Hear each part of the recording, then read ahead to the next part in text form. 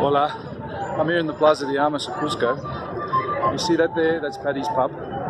That's Norton's, which is now closed due to the pandemic and may not reopen as Norton's Biker Bar. But last night I was there in Paddy's pub, Irish pub, and I happened to meet two good friends. The guy next to me is from India and he's riding a Triumph Tiger 800, been on the road over a year, and the other two guys are both from South Korea. But all three are based in the USA, I think. And the two Korean guys were staying in my hostel, La Estrelita, with their bikes, which is just, a couple of blocks from the main plaza in Cusco, which is where Paddy's Irish Bar is. Here it is if you ever want to find it. Perfect for parking your bike and very economical as well. Anyhow, here are the three bikes together. and I like these kind of photos because they're like ships in the night. They park together for a few days and they'll never see each other ever again because, these guys are going in different directions. The Harley, owned by Dan, is heading north. He's already been to Patagonia. And the DR650, owned by Gene, is heading south. And just to think that these two guys came all the way from South Korea. They're both based in the USA, I believe, and they both speak excellent Spanish, better than me. And I've been here like 20-something years. There's my clapped-out Ronco Demolition. There's Dan's Harley-Davidson Road King. And there's Gene with his Suzuki DR650. And as you can see, he travels with a surfboard.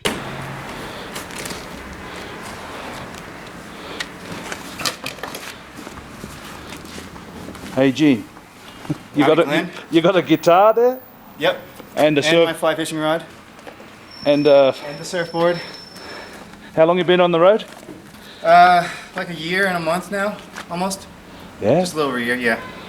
And where you headed? Ushuaia.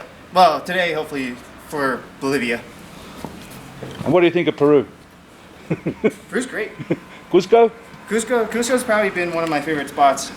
Honestly, when I entered Peru from the Ecuadorian border, I was thinking that this is the ugliest country I've been to so far. A lot of trash, the desert, there's no life there. And as you start to head further south and get towards the jungle and the mountains, that's where the Peruvian beauty really shines.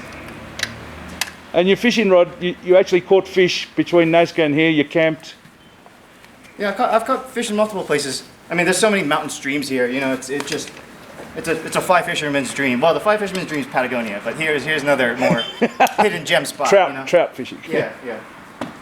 Here you get the opportunity to camp out and just be alone, fish tonight, catch some trout, make a campfire. And this is a Suzuki 650? Suzuki DR650, yes. And why you painted it like that?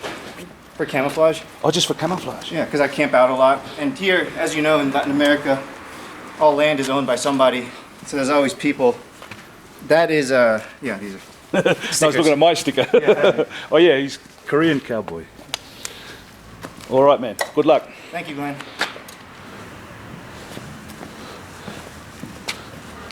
How many countries did you surf in? Every single one except Colombia.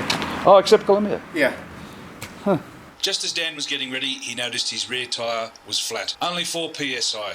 But it was a slow leak. It had been sitting there for several days. But like all good bikers, they had an electric air pump and he decided to pump it up and just see how it goes. About 10 minutes later, I heard they were getting ready to leave again.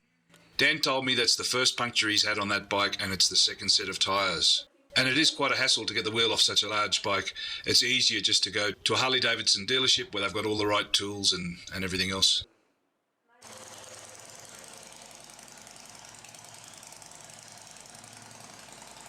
We thought we might have to push him up over the wooden ramp because the last bit there's a little bit of a step in the concrete and his Harley has such a low clearance, but in the end he just was able to ride up over the top of it.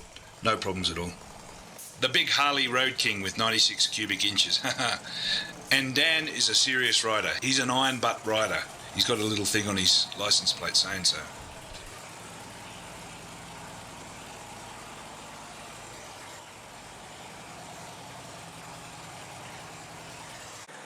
And so's Gene. He told me he does all his own maintenance and repairs on his DR650, which he says is the perfect bike. We've all heard it before. Everybody knows they haven't changed the design for 10 years and they are a good adventure bike. Gracias. Recomiéndanos amigos, por favor. Gracias. Ciao, Dan. Okay. Nice to meet you. Cool. Okay. Good luck. At least the weather's good. This time of year, there's hardly any clouds, it hardly ever rains, and it's going to be like that for the next few months. Although at night, it does get very cold, you know, depending on the altitude, but it can get down to below zero. But in the day, you get sunburnt because it's just so sunny all the time. Pero él tiene pinchazo esta mañana. Sí, no venga a que se lo No, es difícil, es necesito. Oh man, you'd have to be a bit weird if you didn't like the sound of a Harley idling. Tunga, tunga, tunga, tunga, tunga.